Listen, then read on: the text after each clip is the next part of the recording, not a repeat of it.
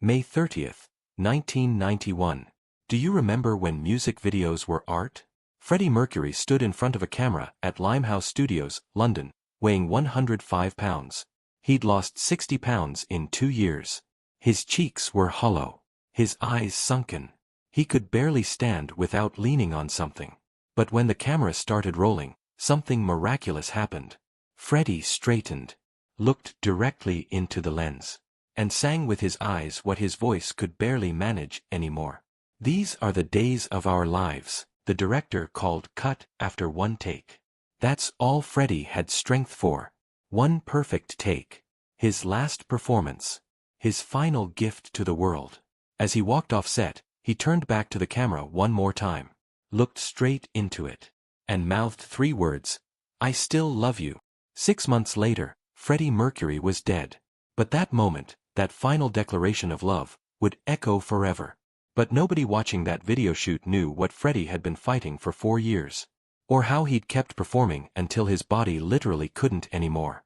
July 13th, 1985. 6 years earlier. Do you remember Live Aid? The biggest concert in history. 72,000 people at Wembley Stadium. 1.9 billion watching on TV around the world. Every major rock band performing to raise money for famine relief in Africa. Queen took the stage at 6:41 p.m. They had 20 minutes. Just 20 minutes to remind the world who they were. Freddie Mercury walked out wearing a white tank top and jeans. Sat at the piano. And the opening notes of Bohemian Rhapsody filled Wembley Stadium. Do you remember that moment? If you watched Live Aid, you remember. Freddie commanding 72,000 people like a maestro conducting an orchestra.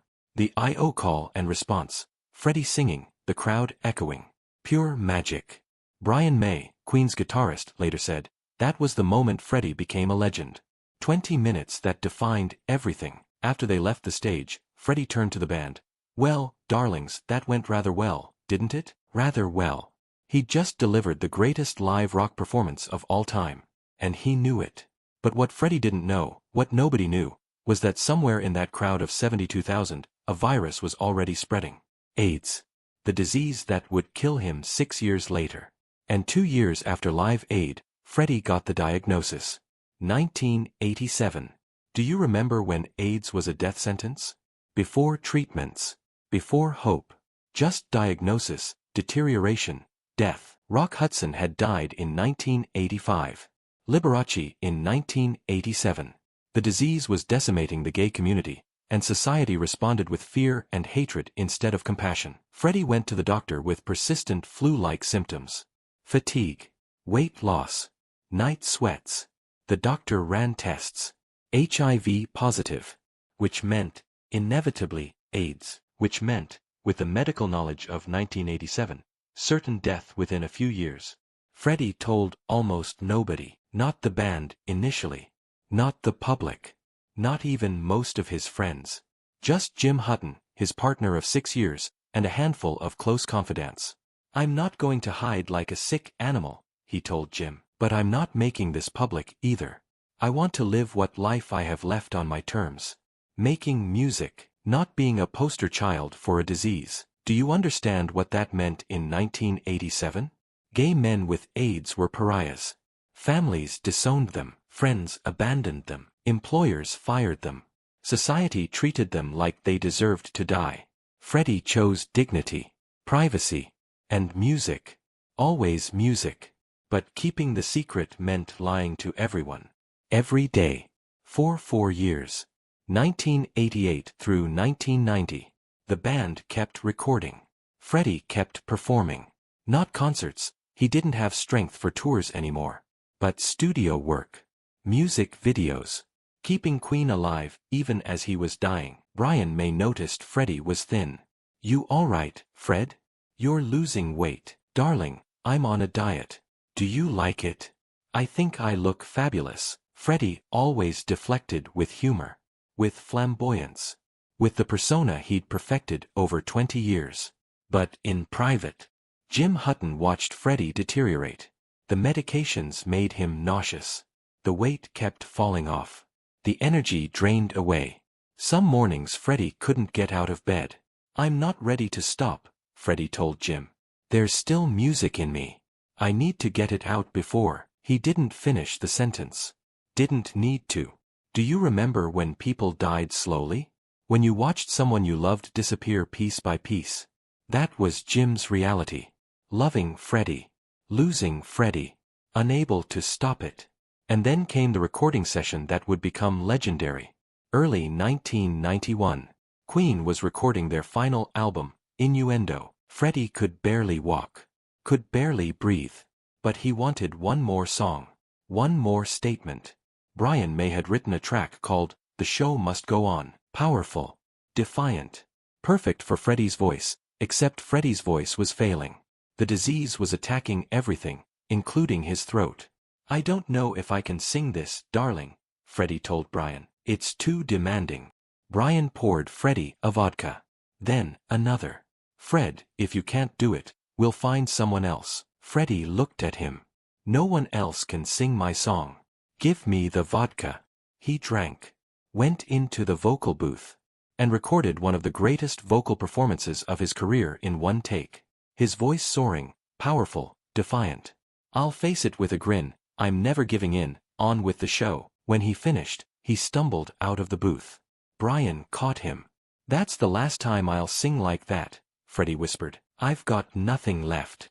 But he was wrong. He had one more performance. One final gift.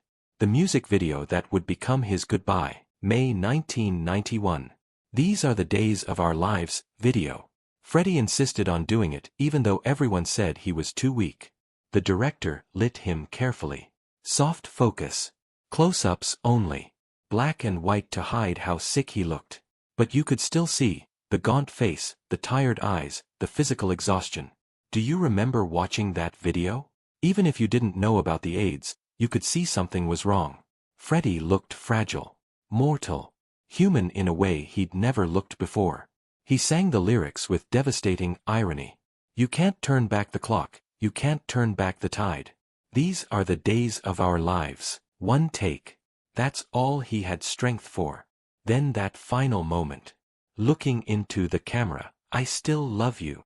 Not, thank you. Not, goodbye. But, I still love you. Love for the fans. For the music. For the life he'd lived. For the world that had embraced him, even when it was learning to hate people like him. That video aired in June. By November, Freddie was gone. November 23, 1991. Do you remember that Saturday? Freddie Mercury released a statement through his publicist. Following the enormous conjecture in the press over the last 2 weeks, I wish to confirm that I have been tested HIV positive and have AIDS. I felt it correct to keep this information private to date to protect the privacy of those around me. However, the time has come now for my friends and fans around the world to know the truth, and I hope that everyone will join with me, my doctors, and all those worldwide in the fight against this terrible disease. The world stopped. Freddie Mercury, the greatest rock frontman who ever lived, has AIDS. Dying. Newspapers scrambled. TV news interrupted programming. Fans gathered outside his London home, Garden Lodge in Kensington, leaving flowers and notes. But Freddie didn't see any of it. He was inside. In bed, barely conscious. Surrounded by Jim, his assistant Peter Freestone, and a few close friends. He had one day left. November 24th, Sunday evening. Do you remember when death was quiet? When people died at home, surrounded by love instead of machines. Freddie had been unconscious most of the day. Jim held his hand. Brian May came to visit, sat quietly, said goodbye to his friend of 20 years. At 7 p.m., Freddie opened his eyes briefly. Looked at Jim. Squeezed his hand. Then he was gone. Freddie Mercury. Born Farrokh Bulsara in Zanzibar. Became the greatest showman rock and roll ever produced. Dead at 45. The announcement came at 8 p.m. Freddie Mercury died peacefully this evening at his home in Kensington. His death was the result of complications from AIDS. One day. He'd confirmed he had AIDS on Saturday. Died on Sunday. He didn't want to live as Freddie Mercury, AIDS victim. He wanted to die as Freddie Mercury, rock star. And he did. On his terms. With dignity. Surrounded by love. But the real story, the one that still echoes, is what happened next. April 20th, 1992, 5 months after Freddie's death. Wembley Stadium again. The Freddie Mercury tribute concert for AIDS awareness. 72,000 people. The same stadium where Freddie had conquered the world at Live AIDS 7 years earlier. But this time, he wasn't there. The stage was full of rock stars, George Michael, Elton John, David Bowie, Annie Lennox, all performing Queen songs in Freddie's honor. Do you remember watching? The performances were powerful. But the real moment came at the end. When Brian May stood alone on stage with his guitar and played God Save the Queen, the way Freddie would have wanted. And 72,000 people sang, "For Freddie, for all the people dying of AIDS, for love over fear." The concert raised millions for AIDS research, started conversations, changed minds, made it okay to talk about AIDS, to research it, to fight it. Freddie had spent 4 years hiding his disease. But his death, and that tribute, brought it into the light. That's the power of truth, even when it comes too late. Queen continued without Freddie. Brian May and Roger Taylor kept the music alive. But they never replaced him. You can't replace Freddie Mercury. They released Made in Heaven in 1995, Freddie's final vocal recordings. Songs he'd recorded in his last months, knowing he'd never hear them released. His voice still powerful, still defiant, still Freddie. And the world kept loving him. New generations discovered Queen. Bohemian Rhapsody became a meme, a karaoke standard, a cultural touchstone. Then in 2018, the movie Bohemian Rhapsody brought Freddie's story to a new audience. Rami Malek won an Oscar playing him. The film made $900 million worldwide. 33 years after his death, people were rediscovering why Freddie Mercury mattered. Not just the voice. Not just the showmanship, but the humanity, the vulnerability, the courage. Because here's what Freddie taught us: you can be dying and still give life. Do you remember Freddie Mercury? Not the caricature, not the memes, not just the music. The man. The boy from Zanzibar who was sent to boarding school in India. Who discovered music and became obsessed. Who moved to London and formed Queen in 1970. Who was told his overbite would ruin his career. He believed it gave him his unique vocal resonance, so he never fixed it. The performer who defied every rock star stereotype. Who wore leotards and crowns. Who painted his fingernails. Who kissed men on stage when that could end your career. Who didn't give a damn what anyone thought. The friend who was loyal and generous. Who threw legendary parties. Who bought his ex-girlfriend Mary Austin a house and left her half his estate because she'd loved him before he was famous. The artist who kept creating until the absolute end. Who recorded The Show Must Go On when he could barely stand. Who filmed These Are the Days of Our Lives when he looked like a skeleton. Who chose music over rest. Art over comfort. Legacy over survival. That Freddie Mercury. The one who lived like every day was a performance. Who refused to be diminished by disease. Who looked into a camera while dying and said, "I still love you," and we still love him back. 33 years after his death, Freddie's echo is everywhere. In every singer who takes risks. In every performer who refuses to be conventional. In every person who lives authentically despite what society says. In every AIDS patient who gets treatment that didn't exist in 1991. In every family that doesn't abandon their gay son. In every conversation about HIV that happens without shame. Freddie didn't live to see the progress. Didn't live to see AIDS become manageable instead of fatal. Didn't live to see marriage equality. Didn't live to see his own biopic win Oscars. But his courage, the choice to keep performing, keep creating, keep loving until the absolute end, made all of it possible. Do you remember where you were when you heard Freddie Mercury died? If you're old enough, you remember. The shock. The sadness. The sense that something irreplaceable had been lost. But also the gratitude for the music, for the performances, for the life he'd lived so fully and loudly and unapologetically. Freddie Mercury was a lot of things. Immigrant, gay man, rock star, genius. But most of all, he was brave. Brave enough to be himself when that was dangerous. Brave enough to keep singing when his voice was failing. Brave enough to look into a camera while dying and declare love instead of fear. The show must go on. That was Freddie's message. and it has. Queen still performs. Brian May and Roger Taylor tour with Adam Lambert on vocals. They sell out stadiums. They keep Freddie's music alive. But they'll tell you, Adam Lambert is not Freddie Mercury.